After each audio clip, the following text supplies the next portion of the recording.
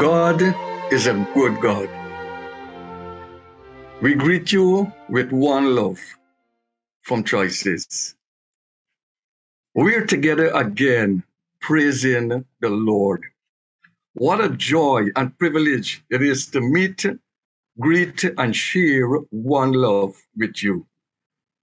We want you to know, regardless of your religious persuasion or ethnicity, we respect and value you.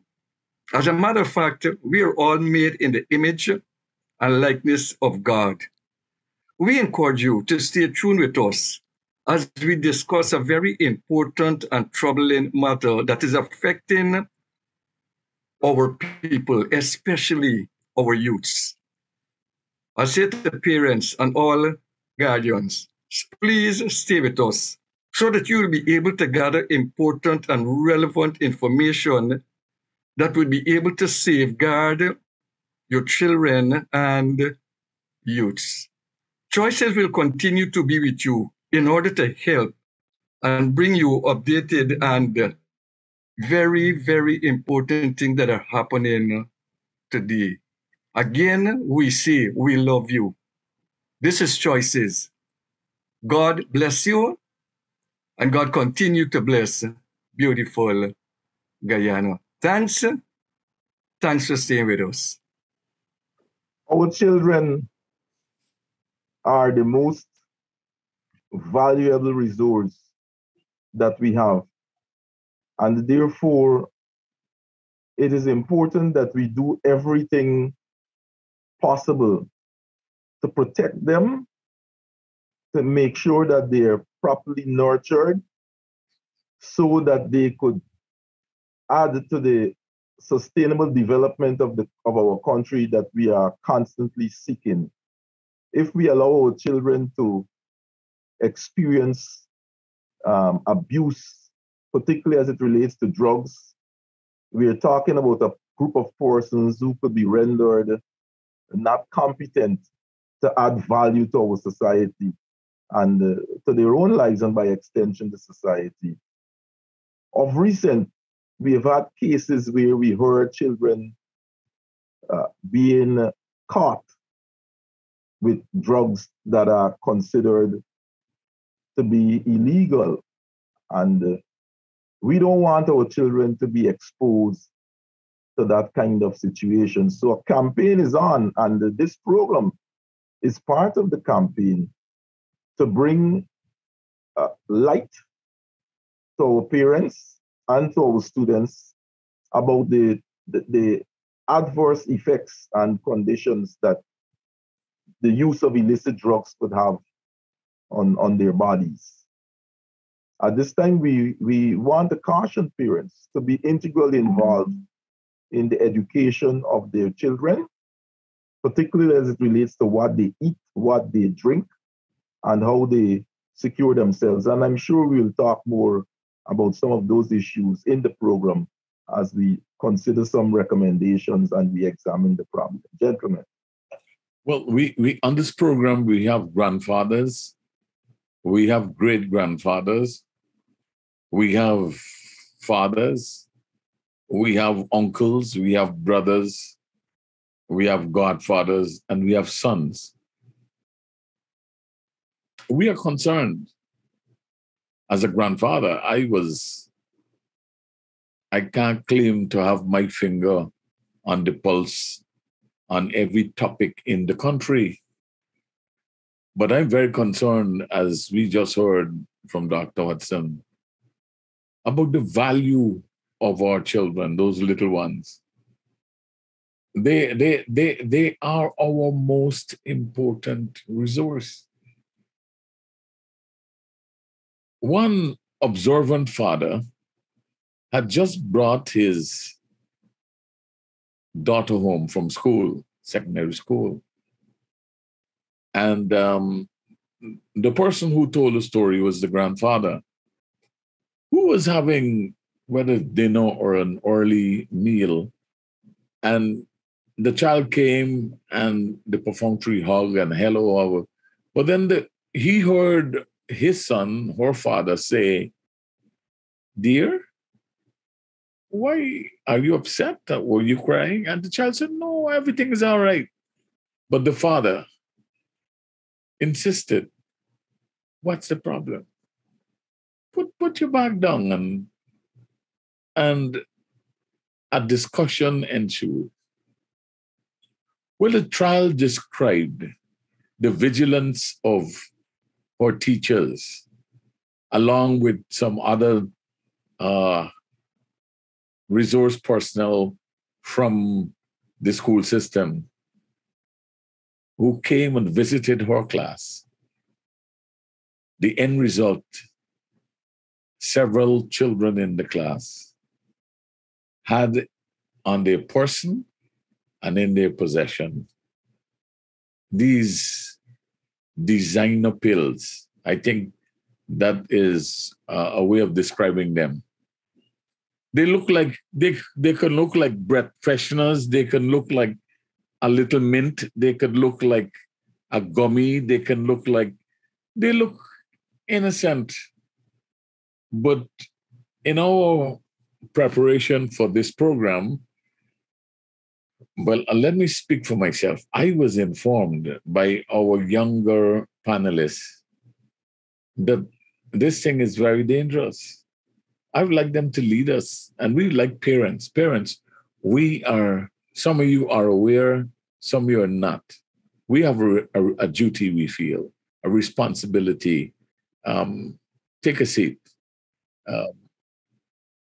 Put the adults in the room, invite them, call a friend. Let's listen to this program. Let's get your children and let's talk about this. Josh? Thank you, Bishop. So one of the drugs, one of the trending or popular drugs that is being consumed today is something known as Molly. Parents may have heard songs or may have heard children talking about Molly and may not be aware of what it is, but it really is ecstasy. It's an hallucinating drug, a drug that alters reality. It's also referred to as candy, also referred to as sweets, also referred to as sugar. There's a popular phrase that says sugar down. Basically what sugar down is having used Molly, having used ecstasy, you now feel this energy and this life and this upbeat feeling. And it's an illegal drug now in Guyana. And it's very accessible. You would be surprised where Molly is accessible. And I want to encourage you to check parents, check your children, check their school bags, check their lunch kits. It looks like sweets. It looks like sweetie. It looks like candy. But ask questions and inquire, because what is happening is that persons are consuming Molly at parties. They're consuming Molly at social functions, and they're using it to feel better about themselves, to have a high. But being a drug, it can become addictive. Persons can become addicted to it. And the negative impact, some persons would have used this Molly and started to behave in negative ways. We've heard accounts where young women were drugged by Molly, using Molly, and then they were gang raped or party raped. Some persons use Molly and unknowingly, and then the last thing they remember, they were having fun someplace. The next thing they remember, they regain consciousness, or they woke up near their house or in a vehicle or somewhere else. It is very popular among our young people. It's really taking the market by storm. And while there are some persons using it to enjoy life, to party and to really feel good about themselves while partying, it is detrimental. It is addictive. it is dangerous. I know we didn't mention this before, but on the other side, persons who use Molly, some people who commit crime, they usually pop Molly, pop pills before they commit crime. And when they do so, there's usually nothing holding them back. They usually would commit extreme crimes because they're under the influence of this drug. So please, Limar? Yes, Pastor Joshua. I liked how you put it, because in its name, we can look at it and we can derive the effects from its name, because ecstasy, it reduces rational thought and you no longer have self-control. Another effect of it increases energy and it heightens all of your sexual urges. So you might have a very well brought up young woman, your daughter is very well brought up, but because of what some of their friends may do, just spike their drinks, date rape and what's not. And you find that this girl who normally would have self-control, her sexual urges are heightened. And so someone that she may not like, she may put herself onto that person because there's no inhibition or anything of the sort. And so it gives a sense of it increases and induces euphoria. So you're no longer thinking about your stress at home. So you'd be like, my mom, she's always overprotective, let me go do something foolish or what's not. So this drugs, you might say, oh, well, it's just a tiny pill. It has no effects or anything of the sort, but it's quite dangerous in its effects. And we should definitely take note of it. And Pastor Joshua mentioned the fact that when these young men, they go commit crimes, they usually use these Molly or ecstasy because they have no feeling, they have no regrets after, because this is like a stimulant. This drugs just loses all self-control and what's not. And so we'd find normal young men who would rationally think out something, they would just go for it because, well, yeah, all the self-control gone.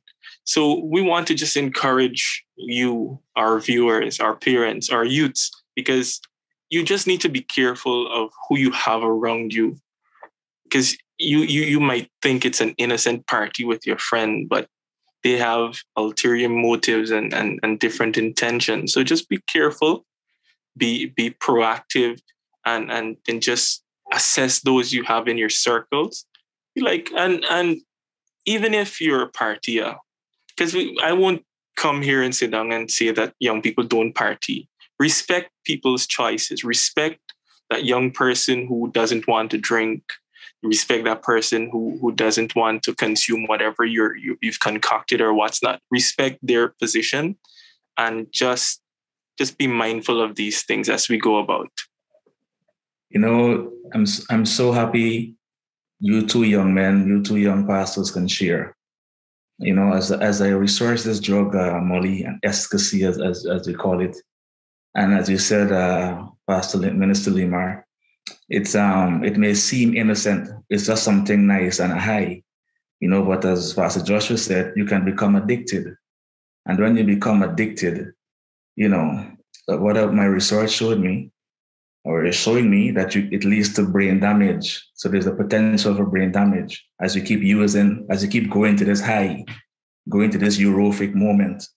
For whatever reason, you could be depressed and you just choose to get high, and the peer pressure and so on, as my colleagues alluded to, and you just want to try something one time, and then it becomes addicted. It leads to brain damage, it leads to body waste, and I'm reading and I'm learning so much. The signs that you can look for as parents would be this anxious behavior from your child. The teeth always clenched, a sign of confusion. They're not sure where they are. Bishop indicated that the father saw something was wrong with his daughter. It's not her normal behavior. So these are signs that we can look for. It doesn't always mean it's Molly, but we are alerting you out there as parents, as guardians, as uncles, as fathers, as brothers. The effect of using Molly lasts for about 6 hours after. Once it kicks in, it lasts for about 6 hours. So you can imagine the the loss of any prohibition. You know, you were normally a respected and upright individual, and you just lose your hair down, as the saying goes, and you let go for whatever it is that you want to do.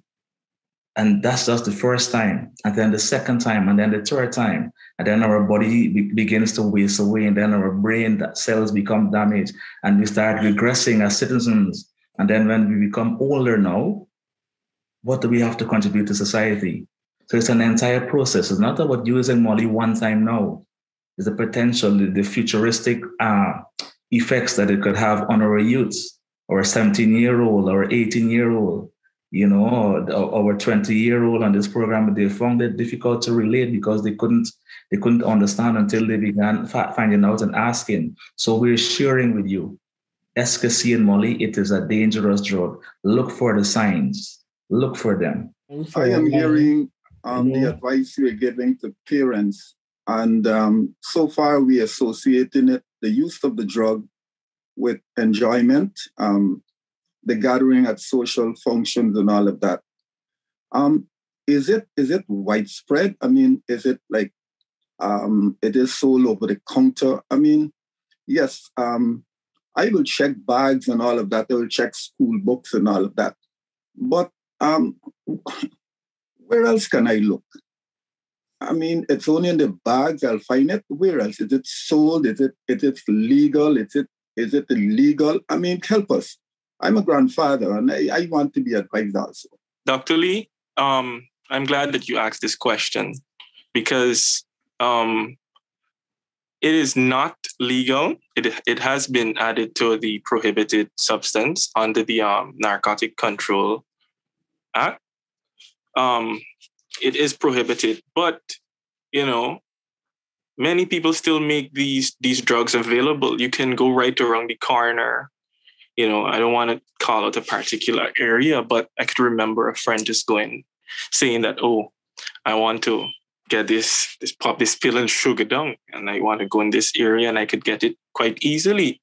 And the thing is, it's not, you know, extremely expensive that you cannot afford it. So you may be an allowance of $2,000, and you can have access to that as low as $2,000, as low as $1,500, and thereabout. So it's not something that you can say, oh, well, it is only available to the affluent members of society. Well, yes, they have access to it, and it's more readily available to them. But average poor person could raise a 15. And I know young people that go out and party with $5,000 the least, $5,000 the least. So I'm talking in our language.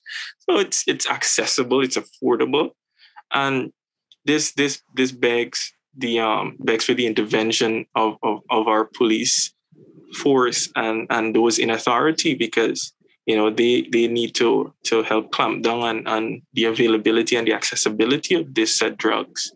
So that's a very good observation, Dr. Lee.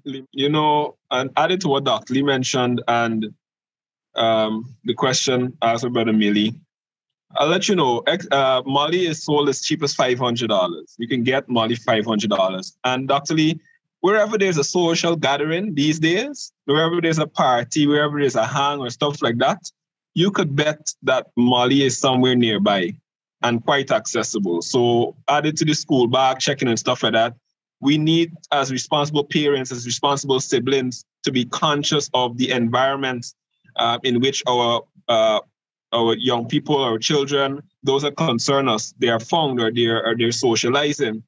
You know, I'd go as far as to say Molly is not as accessible as weed and cocaine, though those things are accessible. Because of the form it takes, because of the innocent form it takes, looking like candy, looking like sweets, it's very difficult to detect. You could tell weed, you see the leaf-like stuff, the grass-like stuff, that's weed.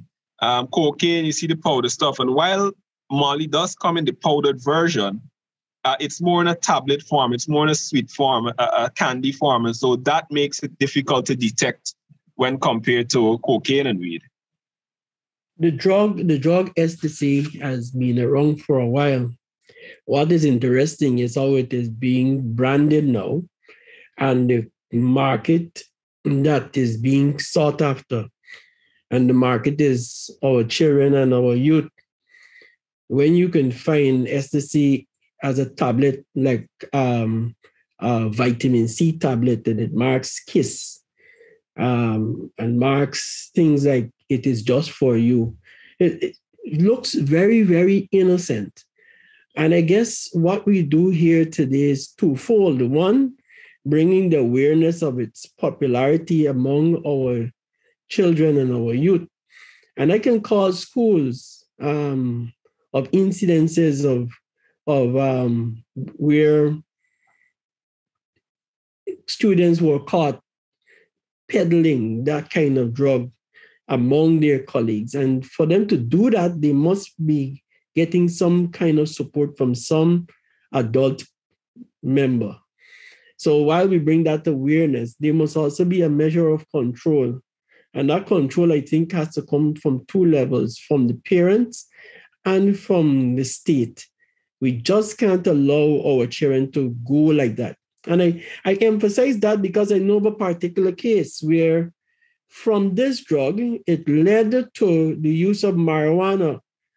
And from the use of marijuana, it led to drug rehabilitation.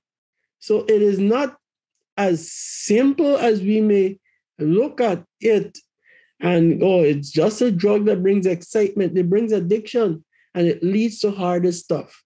And so the seriousness must be observed, and the protection of our children must be our responsibility.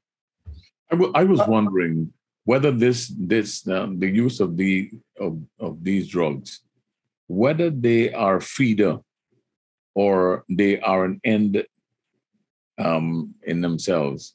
That is, if the people who use them for excitement, for entertainment, for heightened pleasure, and so on, it stops there, or it creates the urge, a craving for other kinds of experiences. It's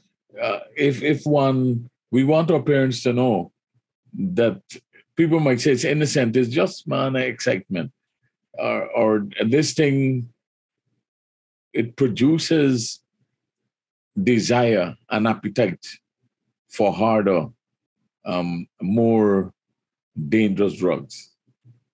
Well, the thing is, Bishop, people generally always are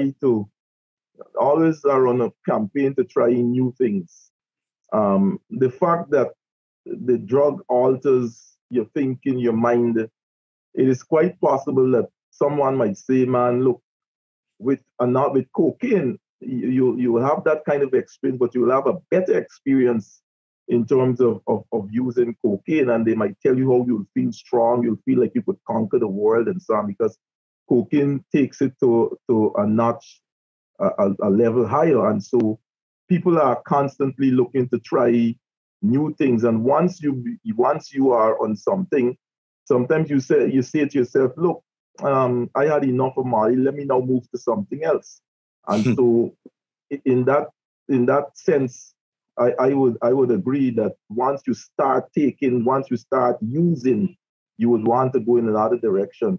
I would also want to add that for us to beat this thing, because it might not be pervasive in the school system by nature of research, but what I do know is that once something is present, if you do not deal with it, it could become pervasive and widespread. And so it is against that background I want to commend the legal system for adding the Molly as part of the illicit drugs, because there were cases where students, persons, children, adults caught with it, nothing could have happened to them. Well, now the police could take action. So those who want to push it must know now that they could find themselves against the court and find themselves in prison.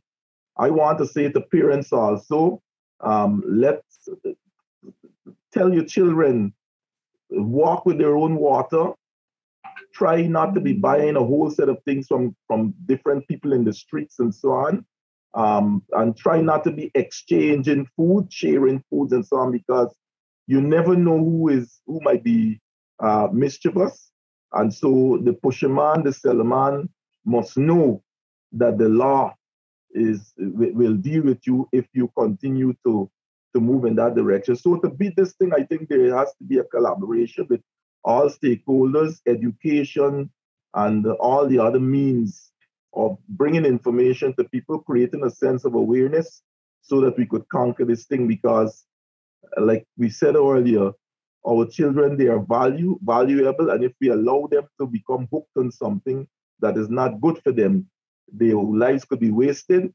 And then the society has another problem in taking care of dealing with people with junkies. And I don't know if we have those kinds of systems to deal with people, who are suffering from addiction. The wise man said in Proverbs 8:32, "Now then, my children, listen to me," is wisdom speaking. And that's what we're trying to advocate. There's a place for wisdom. Listen to wisdom. We listen to everybody else.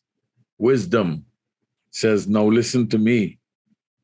Blessed are those who keep my ways. Listen to my instruction and be wise. Do not disregard it. Blessed are those who listen to me, watching daily at my doors, waiting at my doorway." No, not to set a trap. Listen, wisdom begs. "For those who find me find life and receive favor from the Lord. But those who fail to find me harm themselves. All who hate me love death." Your children, our children, are the most vital, important resource we have. We could extract all the oil that we have and sell it. And we have our sons and our daughters cannot benefit from it because they have invested in behavior that leads to death. Parents, please examine this issue. Parents, please, let's watch over our children. This is Choices. We'll see you next week. We thank you for joining us on Choices today. Remember, you can join us at First Assembly, LNP Durban Street, Workmanville, Georgetown, Guyana, for any of our special services. I'm Celacia on behalf of the set, reminding you that your whole life is the sum of your choices. God bless you.